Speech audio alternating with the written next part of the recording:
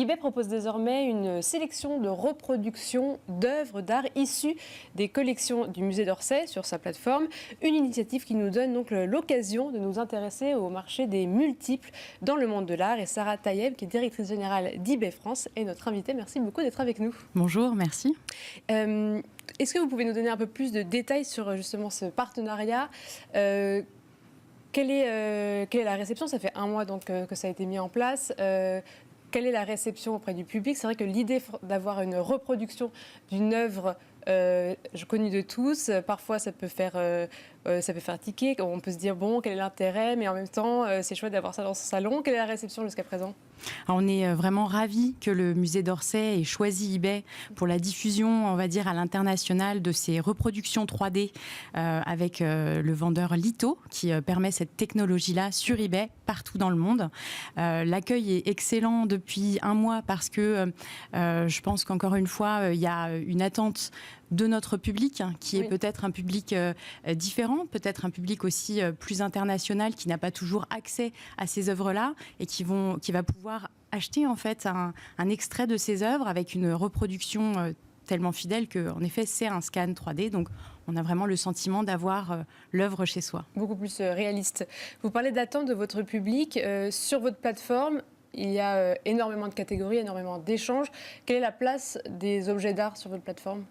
Alors eBay, c'est la seconde plus grande plateforme e-commerce dans le monde. Et oui, nous sommes sur un positionnement assez unique d'être le site généraliste, mais qui propose aussi d'adresser le marché de l'art. Et ça, depuis l'origine d'eBay, qui date d'il y a 25 ans en France et 30 ans dans le monde, on a toujours eu des objets de seconde main et on a toujours adressé le marché de l'art. À aujourd'hui, c'est même une catégorie prioritaire pour eBay dans le monde, puisque c'est un marché sur lequel vraiment eBay joue son rôle vraiment de démocratiser, donner accès en fait à tous ses utilisateurs. C'est 134 millions d'utilisateurs à ces beaux objets. Et là, donc, ce sont des reproductions, donc ce sont des œuvres en série. Même l'entreprise s'appelle Lito. Est-ce que ces œuvres multiples, est-ce que c'est une part très importante des objets qu'on retrouve sur votre plateforme ? Parce que c'est vrai que ce sont forcément des objets qui sont peut-être un peu plus accessibles et qui parlent plus au public d'eBay. On parle là de séries qui sont limitées, donc c'est vraiment l'approche qui a été choisie par le musée d'Orsay avec Lito de pouvoir mettre des séries de 200, 300 reproductions uniquement sur les tableaux du musée d'Orsay et du musée de l'Orangerie. Et on parle en même temps d'artistes, on va dire, internationalement qui font partie de l'héritage culturel français et qui vont diffuser cet héritage partout dans le monde. Donc on est évidemment sur une création qui est multiple, mais qui reproduisent le plus fidèlement l'œuvre et qui va s'adresser à un plus grand public. Donc, en proposant cette exclusivité, je pense que le choix du musée d'Orsay est très pertinent pour à la fois travailler sur la diffusion, mais aussi sur le respect et la diffusion de l'œuvre dans le monde. Et quand on est un acheteur sur eBay, comment est-ce qu'on peut se retrouver ? C'est vrai qu'il y a des termes qui sont très précis par rapport aux multiples. Il y a les estampes, les lithographies, les sérigraphies. Est-ce que lesquels ont plus de valeur que d'autres ? Comment s'assurer qu'on n'est pas tout simplement sur une reproduction qui n'a pas de valeur ? L'avantage d'eBay, c'est de pouvoir proposer toutes ces options et on a des amateurs très experts sur le site. Pour ceux qui sont moins experts, mon conseil, ce serait de regarder d'abord la qualité du profil du vendeur, de la performance de ce vendeur. eBay, vous le savez peut-être, a inventé le système de notation du vendeur, donc le fait qu'on donne un feedback quand on achète et quand on vend quelque chose, et donc c'est un indicateur. La deuxième information, on peut la trouver dans la fiche du produit parce que il y a une mention des éléments, du nom de l'artiste, de l'époque, du type de reprographie dont on se parle. Et si ce n'est pas le cas, on a toujours la possibilité de converser en fait avec son vendeur. Et je dirais en troisième lieu, on a ce qui s'appelle la garantie client eBay qui existe sur le site depuis plus de 10 ans et qui vous prémunit de toute mauvaise surprise. S'il y a un litige avec votre vendeur, justement un conflit sur ce que vous pensez avoir acheté ou ce qui était décrit dans l'annonce, vous êtes intégralement remboursé et c'est une couverture qui est mondiale et sous 30 jours. Et bien, pareil, en termes d'estimation, est-ce que eBay regarde à quel prix, c'est vrai qu'il y a quand même beaucoup d'objets, donc est-ce que vous regardez à quel prix, à quel montant va être vendue une lithographie? Est-ce que vous regardez s'il y a bien une correspondance entre l'objet et le montant? Alors l'enjeu de la sécurité, c'est un sujet sur lequel on travaille depuis 30 ans maintenant sur eBay. Donc en fait, on travaille bien en amont et on est aidé maintenant par l'intelligence artificielle pour en fait éliminer de façon proactive toutes les annonces contrevenantes sur le site. Et juste pour l'année 2024, pour vous donner un exemple, on a éliminé 3 millions d'annonces grâce à l'aide de l'intelligence artificielle et de nos équipes humaines. Donc on a ce travail en amont et une énorme collaboration, je pense, qui doit rester invisible pour les acheteurs, mais qui est très importante avec les autorités compétentes, avec les organismes de régulation de ce marché. On travaille avec l'OCBC, on travaille avec la DAGP et on veille à participer en fait à cette collaboration pour continuer de augmenter la sécurité de la plateforme. Vous savez ce qui s'échange le plus au sein des objets d'art, ce qui est le plus prisé par vos acheteurs?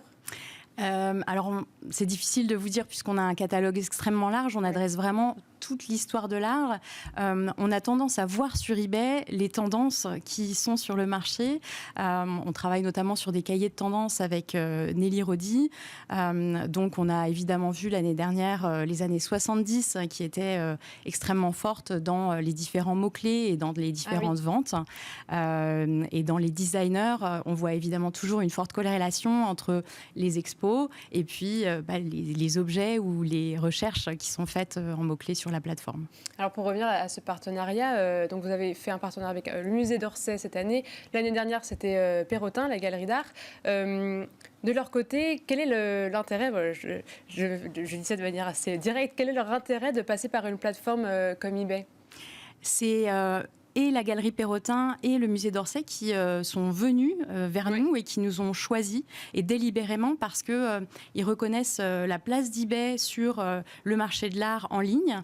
On a été des pionniers en fait et on a évidemment proposé le format en chair dès l'origine.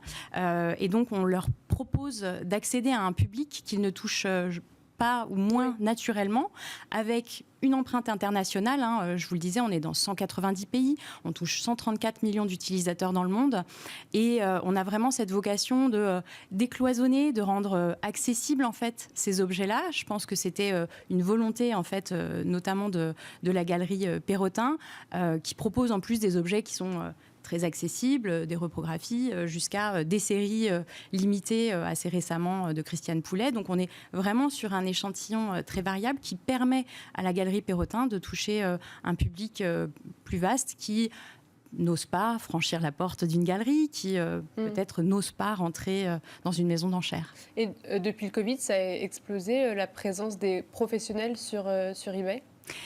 On était déjà très présent avec les professionnels avant le Covid. Sur eBay, on a des vendeurs particuliers, mais on a aussi des vendeurs professionnels. Et actuellement, en fait, notre volume d'affaires, il est constitué à 80% de vendeurs professionnels. Ce qui veut dire qu'aujourd'hui, on travaille déjà avec des antiquaires, des brocanteurs, des maisons et des commissaires-priseurs qui utilisent eBay comme un nouveau canal de revente, et c'était déjà le cas avant le Covid.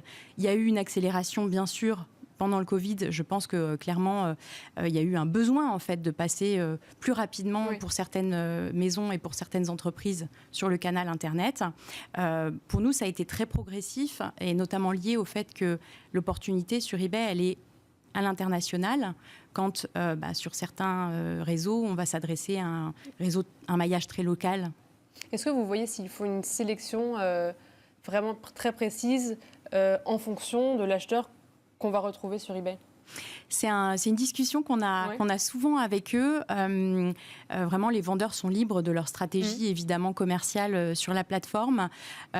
J'aurais tendance à dire que, justement, il faut se laisser la surprise parce que le consommateur, l'acheteur eBay en France sera différent de l'acheteur eBay en Amérique, par exemple.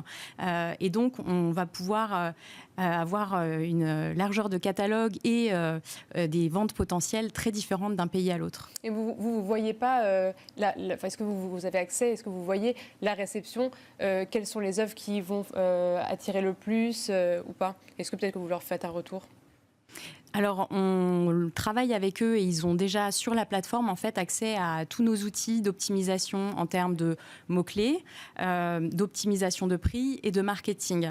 Et tous ces outils-là, maintenant en fait répondent à une intelligence artificielle qui leur permet d'avoir encore plus d'efficacité dans la publication de leurs annonces et dans le fait de trouver en fait un levier de vente encore plus puissant.